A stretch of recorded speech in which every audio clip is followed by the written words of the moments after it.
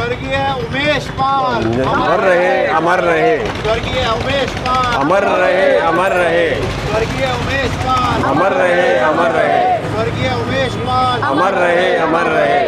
गुंडागर्दी बंद हो, गुंडागर्दी बंद हो। नहीं चलेगी, गुंडागर्दी नहीं चलेगी, नहीं चलेगी। गुंडागर्दी नहीं चलेगी, नहीं चलेगी। उमेश पाल के हत्यारों को फांसी दो, फांसी दो। उमेश पाल के हत्यारों को फांसी दो, फांसी दो। उमेश पाल के हत्यारों को फांसी दो, फांसी दो।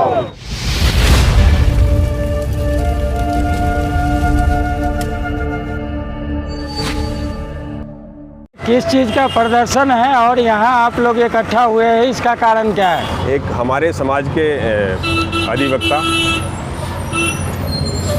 पूर्व विधायक राजू पाल के जमशेद गवाह, जिन्होंने उसका केस भी लड़ रहे थे, और अतीक अहमद माफिया डॉन उत्तर प्रदेश के आप सब परिचित हैं, उनका जो खूंखार रवैया रहा है, उसको देखते हुए जो हमारे समाज के उमेश पाल जी की इतनी बेरहमी से हत्या की है कि उनके शरीर को छन्नी कर दिया गया है, उसका हम सख्त विरोध करते हैं।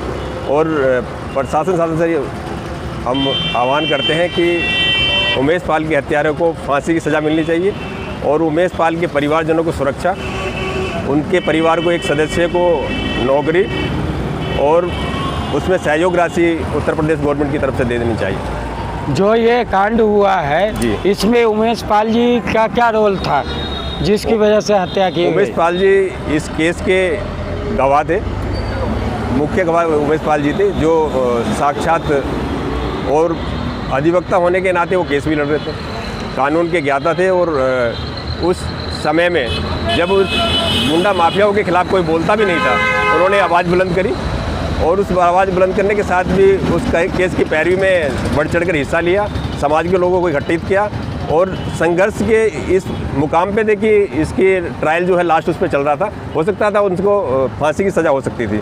उसको देखते हुए उन्होंने शायद अपने आप को जब महसूस किया कि हम असहाय महसूस हो गए हैं, उन्होंने उसकी हत्या का प्रयास किया। और खुलेआम इस तरह के गुंडागर्दी, आम हत्याएं तो उनका रोज़ाना का काम है। ये मैं जब भी सोचता हूँ कि उस बहादुर जवान को, शेर दिल को मैं सलाम करता हूँ कि उसने इस माफिया ग्रुप के सामने खड़े होने का प्रयास किया, और कंधे से कंधा मिला के वो अपने कानूनी उस दावपेच में मुख्य रूप से अपने दायित्व को निभाते हुए वीर गति को प्राप्त हुई। उमेश पाल जी की लोकप्रियता इस बात से सिद्ध होती है कि सैकड़ों किलोमीटर दूर वहाँ से और यहाँ दिल्ली में प्रदर्शन हो रही है, आज कैंडल मार्च निकाला जा रहा है, तो इससे आप यहाँ से क्या संदेश देना चाहेंगे बुराड़ी दिल्ली से उत्तर प्रदेश सरकार को? उत्तर प्रदेश सरकार से हम यही कहने जाएंगे, यूपी में योगी का कहना है कि यहाँ गुंडों के लिए कोई स्थान नहीं है, और इस तरह की निर्मम हत्या उनके सरकार के समक्ष हुई है।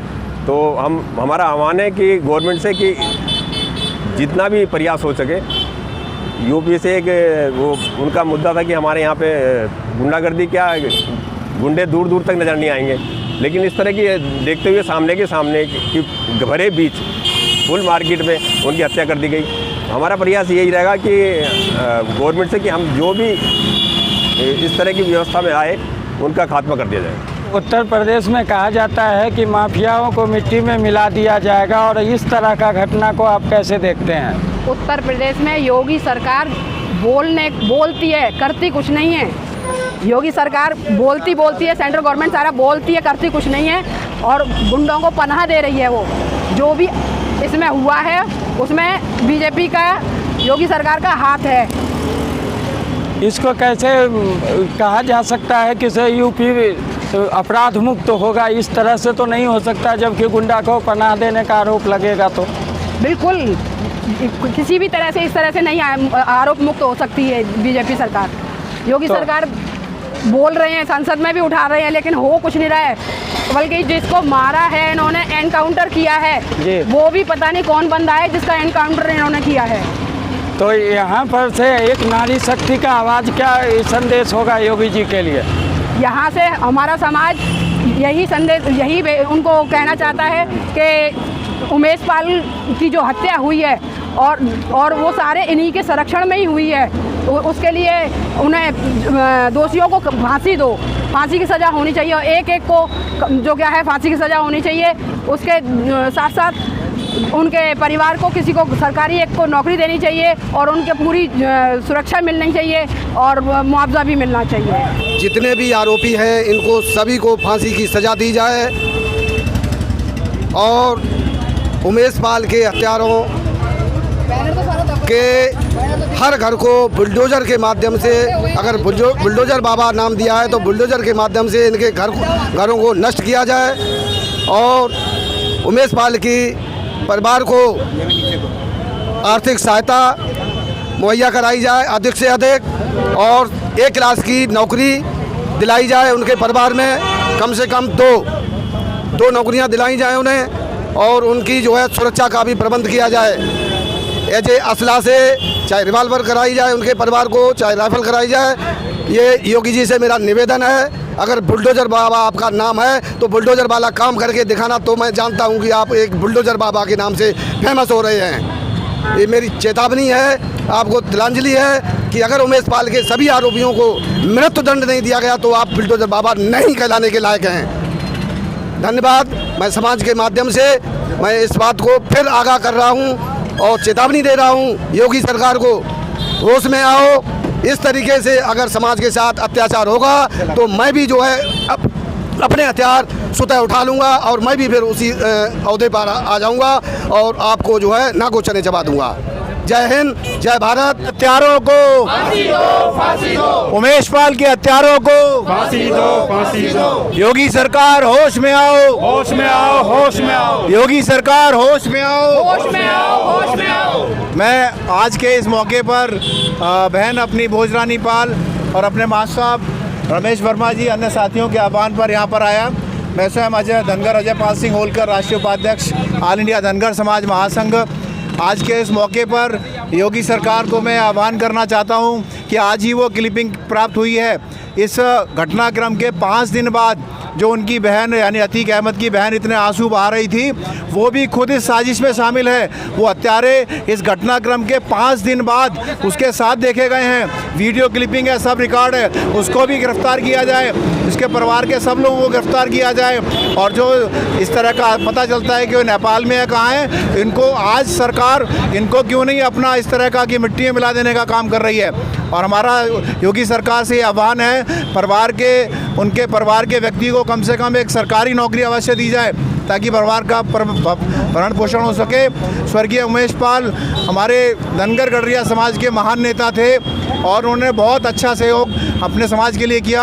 आने वाले समय पर हम उनके अंदर अपने समाज के सांसद की छवि देखते थे, अपने MP की छवि देखते थे, एक ऐसा महापुरुष। और आने वाले समय पर उमेश पाल कहीं ना कहीं अतीक अहमद की ही सीट से लड़ने जा रहे थे। एक ऐसी तैयारी चल रही थी, अपने उस टारगेट को पहले ही इन्होंने समाप्त करने का प्रयास किया। 2005 में जो राजू पाल की हत्या हुई थी उसके गवाह वो थे, प्रत्यक्षदर्शी थे, उन्होंने कोर्ट में गवाही दी थी। अतीक अहमद बचने वाला नहीं है। मरने से पहले स्वर्गीय उमेश पाल मरने से पहले कोर्ट में गवाही दे के गए हैं। उमेश पाल के राजू पाल के जो हत्यारे हैं अतीक अहमद, वो बचने वाला नहीं है, कहीं बचेगा नहीं। उनके जाने के बाद भी समाज आंदोलन करेगा, संघर्षरत रहेगा। यदि उसके बाद भी उनके हत्यारों को फांसी नहीं होती है या फिर उनको मिट्टी में मिलाने का काम नहीं करते हैं तो हम योगी सरकार मुर्दाबाद का भी नारा लगाएंगे।